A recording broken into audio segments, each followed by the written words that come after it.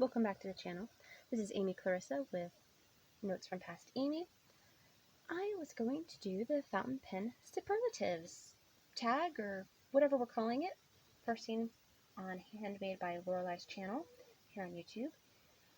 And these are the pens that we are going to just look at briefly, if I can do this much quicker than the last video, because that was ridiculous. I talk too much when I think I'm talking to pen people, which I know I am, but you don't need my life story in the fountain pen superlatives video. So here we go. Let's just get into it and stay focused this time. First pen purchased. Well, technically, my Metropolitan was the first pen purchased. This is the Aqua Dot from the Retro Pop series. Works great when it's not out of ink. I thought I was having dry out issues, and it was out of ink. Poor thing. So, look at the cute little feathery design. I like pretty nibs. I do. And fine is kind of my default, although I have found that it's helpful to have a couple of larger sizes because I really enjoy shimmer inks. That was off topic. Stay focused. This was my first pen purchase, technically.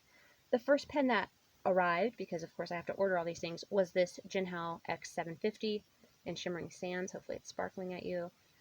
This was called Night Sky on Amazon. It came with the lattice kind of checkerboard style pen that my son loved, and so we bought them as a set. His came in, mine came in. I put in the carbon black ink, which also came about the same time. I think maybe the same day, maybe the day after. This is a great size. He used it with the carbon black. I waited till we got another color of ink because I hadn't technically bought the carbon black for fountain pens. Maybe I'll use it in one. I haven't so far. Black ink is a thing of the past right now, but who knows. This just has the Jinhao medium nib that came on it. This is my only X750 that still has a Jinhao medium on it, even though they all come that way because I have replaced the other three with Fountain Pen Revolution nibs. So this is the first fountain pen I purchased that came in, but the Retro Pop is technically my first one, if you're not counting the disposables, which were the first fountain pens I used. My most recent pen purchased, okay, you ready for this? Right here. This is an Esterbrook J. I found it on eBay. I don't know how this happened.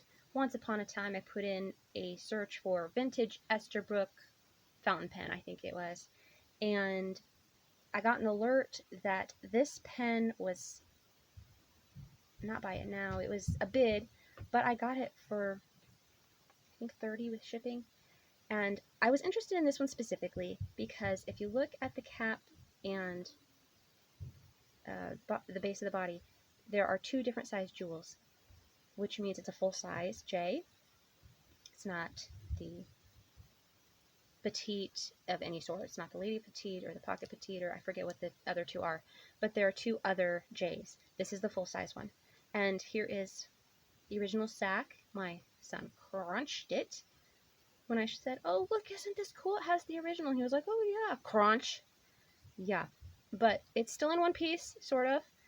It definitely needs replaced, but I think at some point the pen just ran out of ink and it probably got put in a drawer, and it looked like the eBay seller was selling stuff from an estate sale, so they knew nothing about it. It was not tested. It had no information. It didn't say it was a J series pen or anything. It was just basically what I had put in my save search, vintage Esterbrook fountain pen, and it had this number because of the nib 2048, which from what I can find is like a semi-flex fine, which I thought would be really fun to try. This is a nib that I was interested in, and so I bid on it and I got it. I have not put it back together because it took a while to get this section out of the body. I soaked it, which you're not really supposed to soak vintage pens, but I could not get it off. My husband could not get it off. We didn't want to break it, so I think we ended up doing a 2-hour warm water soak, and that was enough. And we didn't damage it, got it out of there, and it's just been sitting open air since. But if you see the spoon filler here, that dates it along with, and you might not be able to see this, the stamping that says Esterbrook, made in USA, blah, blah, blah, blah, blah, dates it from the late 50s. So it's not my oldest pen. It's my most recent. I've never used it. It is not ready to use. It does have the J-bar in there. You may have seen me playing with this lever. It does seem to be working. I haven't cleaned that part. It seems to be functional though. However, the sack is full of holes now, thank you, son. And so I will be fixing that up. It doesn't look like it will be a hard restoration at all. A really good first time, maybe my only time, who knows, but it looks like it'll be a really solid investment, and it's my most recent pen purchase. So, not getting sidetracked, moving on. This is one of my smallest pens as far as like diameter. It's a Diplomat Magnum. This should be in beginner fountain pen videos. This is a fantastic pen. It never dries out, writes beautifully. It's got an ink window. It comes in several colors.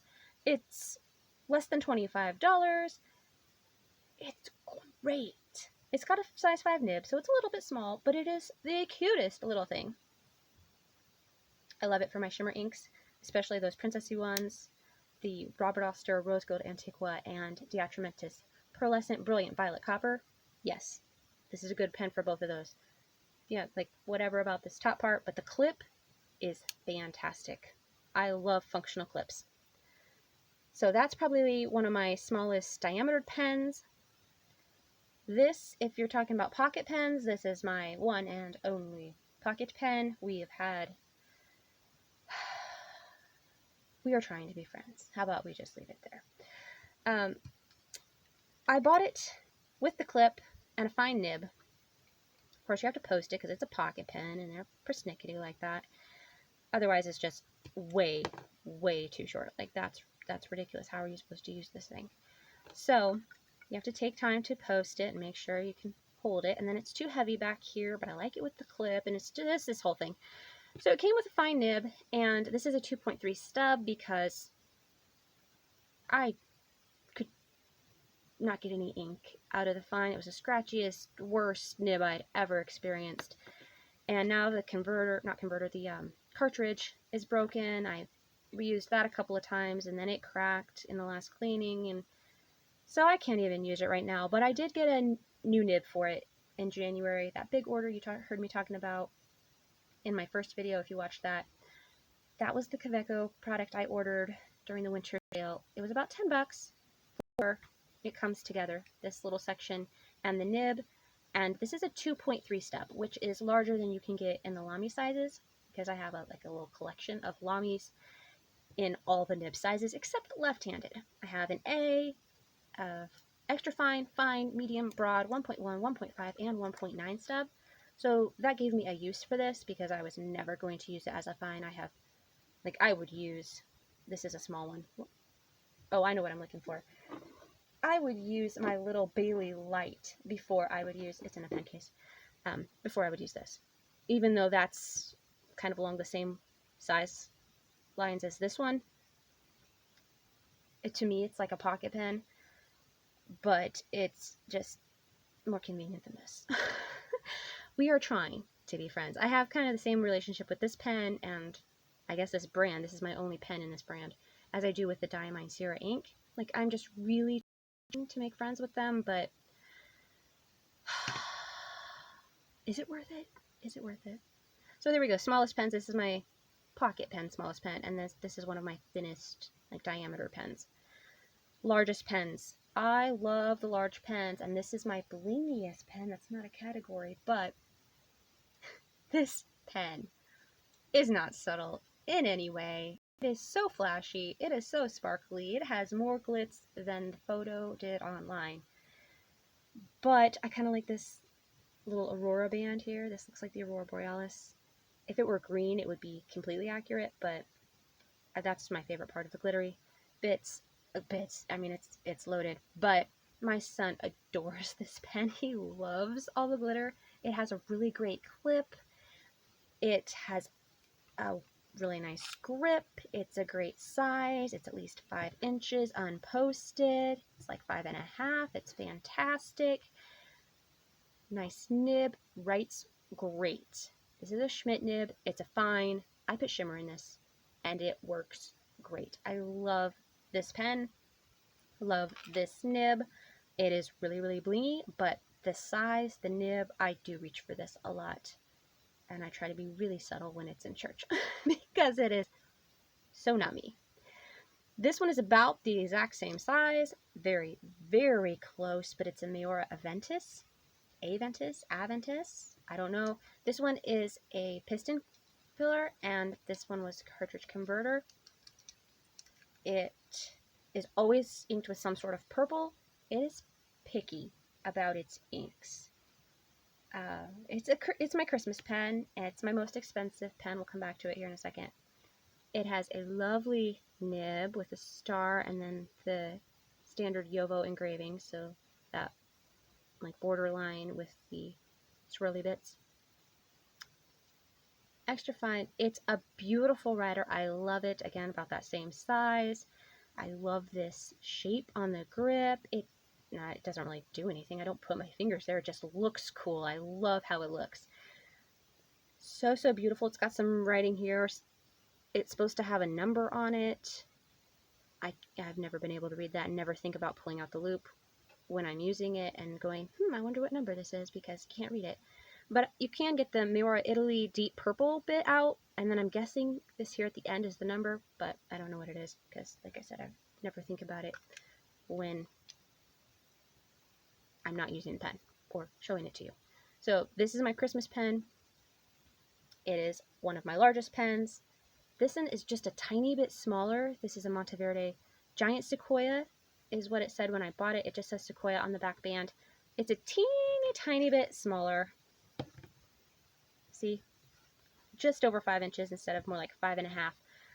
But it's still a great size. I do hold this one a little bit lower than the others just because of the way the threads are.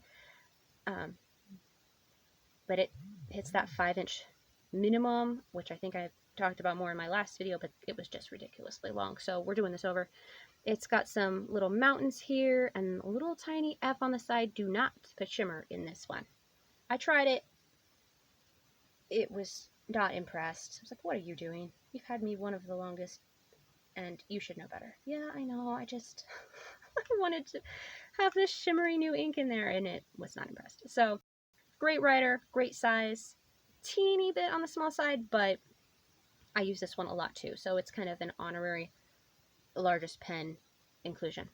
Youngest pen, I didn't know what to put because like I know how old approximately the Esterbrook J is and my oldest pen here, but everything is just new to me. I don't know how long the different models have been out or anything like that. So I just picked these two because they're from Barry's Pens, they're kit pens, and I'm pretty sure he made them this year because I just bought them in February. So here we go. These are going to be my youngest pens for purposes of this video.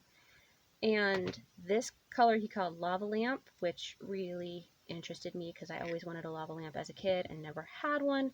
Did not realize it had this giraffe neck. I don't know what the technical name for that is. I call it my giraffe neck pen. But I hold it back here so it's fine. And it's got a nice, fine, generic point. I don't know if you can see that. I'm really struggling with lighting today. But it's just an iridium point. Fine. Yeah. And I thought about replacing this, but I don't know how to do that because when you unscrew it, this whole thing comes out. And I would love to put in something smaller, but then I don't know how it would fit in my hand, like if it would be long enough, because this is probably 3.5. I better just leave it how it is. This is the biggest converter that'll fit in there. This definitely gets it to the 5-inch length. Just over. I better just leave it alone. So this I'm counting as one of my youngest pens. These are $32 and $35 or something like that. Pink and purple shimmery. This one was called Northern Lights. Again, that is not accurate at all. I think I've seen pink and purple in the Northern Lights once, maybe twice. Green is kind of the standard, like Diamond Meadow green, just in case you wondered. This is another generic nib. I think maybe it's a medium. I'm not really sure. It doesn't have any kind of size markings on it, but I put shimmer in this and it writes great. So there. I'm not sure what kind of filler this is because you unscrew it back here and then it has a converter in it, which you can take out. So if that's a certain kind of filling system, let me know. I would love to know what that's actually called, but this is a piston converter type pen. Yeah, I have really no idea. I don't like the look of this right here, but it sets well in my hand, so I just couldn't pass up this acrylic. For a handmade pen, I know it's a kit pen, but they're so much more affordable. So I'm counting those as my youngest pens and showing them off. My oldest pen is also a small pen, but it has a gold nib. It's a manifold nib. It's a celluloid pen, and I learned a whole bunch by buying this pen. I saw it on Reddit, and maybe it should have been my smallest pen. Look at that, it's tiny. But it's long. It's still decently long. It's a little under 5 inches, but for some reason it feels like it's 5 inches. And it's got this cute little heart cut out of nib. The manifold nib, from what I can find, was developed when carbon copies came around and they needed to be able to press. So this is a very firm nib. You can just press right down on it. There is no flex. Manifold means that there are many layers or multiple layers. I'm not sure how many layers, so maybe not many, but multiple layers stacked up. You can't see that it's multiple layers, but it says right on it, manifold. So there you go. It is very stiff. I do not feel a difference between a steel nib and this gold manifold nib. It does have a broken clip. I knew that when I bought it. It is very discolored because of the celluloid not aging well. All of the Watermen in this bronze and green aged this way from what I hear, and we call this the ugly pen. It's the one that doesn't match my color scheme. So I guess I have an exception to the rule. Oh, and if you want to know something funny, this is the ugly pen, and then the next week I got a notification on eBay that there was this Esterbrook vintage pen. And so I got this one in, and my son goes, "Oh, you got the, oh, did you get an ugly pen, a girlfriend?" It's like, yeah, I got the ugly pen, a girlfriend. So this is the ugly pen and the girlfriend. That was not a question. Next question. Oldest pen, least expensive pen. Okay, almost skipped one. This is my least expensive. This is one of them that I bought to test size, shape, etc. And it was $2.99 AliExpress. Took forever to arrive, of course. This is the X159, in case I forgot to mention that. It's a little bit too big. Not too long, but just around here. Grip diameter is a little bit too big. My fingers feel a little bit far apart. And it's navy, of course, because I wasn't going to pay a lot to see if I liked the size. But I thought it was important to know if I would like something a little bit bigger since I was enjoying this size so much. No, it's a little too big. I'm glad I only spent the $2.99. I'm not sure what I'm going to do with it, but now that I'm thinking about it, it sure does have a converter. These converters fit a lot of different things you wouldn't expect. This Benu, when I ordered it from Colt Pens, it did not come with a converter, and I didn't realize that because all of the reviews on YouTube I'd seen said they came with a converter, and so I didn't even think to check about it. It did not. It stated it did not, but I didn't check, so I did not know. And when I've gotten the 80, the 82. One of those looks like the Lamy Safari. Also not a great shape for my hand. But the one that looks like the Sailor Pro Gear Slim feels like the Sailor Pro Gear Slim from what I hear. And it's way too small for me. It's adorable. So a lot of times it even looks like it, but it also had a converter that fit this pen. So that one was slightly more. $4.57 I think I paid for that Sailor lookalike. But I got a converter out of it, and I know, just don't look at those pens. They are way too small. If we're going for the least expensive pen that we actually use sometimes, that would be this one. After I purchased this pen, the very same day, Amazon said, "Hey, you bought a fountain pen. You might like this kind of generic brand, whatever this is." It is way too thin. Way too thin. But it writes well, except when it's out of ink. Kind of same idea here as the Metro. Works well, it's just way too thin. But my husband doesn't mind using it because, you know, it's not something like this. So I keep a nice generic ink in here, like Waterman Blue. I just cleaned it for the first time. Did not ink it with Waterman Blue. Put Diamine Ancient Copper in here, and it took forever to get all the blue ink out. Even though you can take the cap off, screw the body. See, I just put ink in there. Take the converter off. You can unscrew I don't have something around here. I don't really want to get all inky, but you can just do this and unscrew it, the nib unit from this section, really take it apart. It still took forever to get all that watermelon blue ink out. So I am never putting anything fancy in this.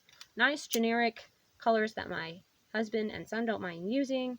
Yeah, what am I saying? My son will use anything. But something my husband doesn't mind using. He can make his song list at church and we can take notes at church, and that's the church pen. So maybe that's my EDC, I guess. It's the only pen that like stays in a bag. I will take any of these pens with me. I have cases that I made. If you watched my son's collection video, maybe you saw one of my cases. This is my first one. It has the lines on the front. See, I've got a couple pens in here. I've got, was this an architect nib? I'm still trying to get my head around that one. That's completely backwards. In this nice Asvane pen that has a green ink in it. This has, I think, the last of my Robert Oscar Deep Sea.